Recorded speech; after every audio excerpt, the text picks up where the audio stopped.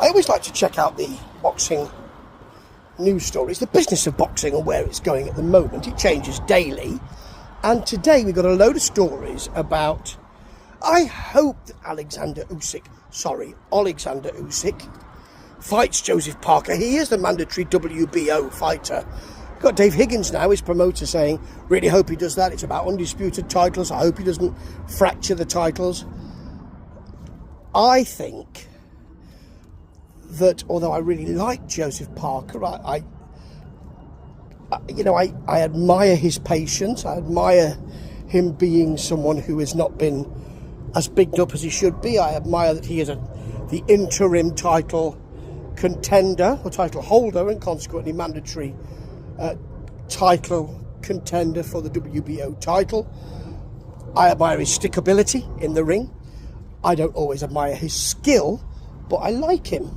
And as a boxer, and I think he's going to be disappointed yet again. I've podcasted about this, and it's interesting that Mr. Higgins brings up the, not undisputed, he doesn't use that word, but the undisputed title situation, and bringing the belts together, and that's what people always want. I'm undisputed. And he says that, he would be separating them or fracturing them, I'm paraphrasing, if Alexander Usyk dropped a title.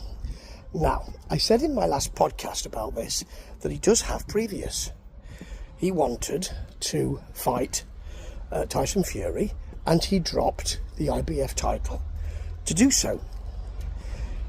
And there is no reason why a man like Alexander Usyk will be concerned about being undisputed, because he is now. He is. So it's not about carrying those belts, it's about winning those belts, isn't it? And he's done that.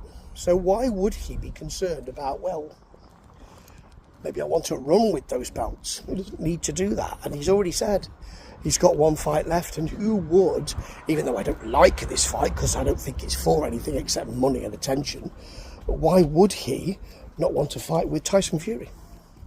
So I think Joseph Parker's going to be disappointed. I think that's a shame.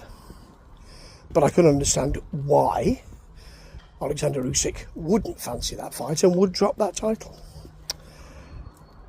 And it wouldn't surprise me also if one Anthony Joshua was parachuted into that title thought for the WBO title.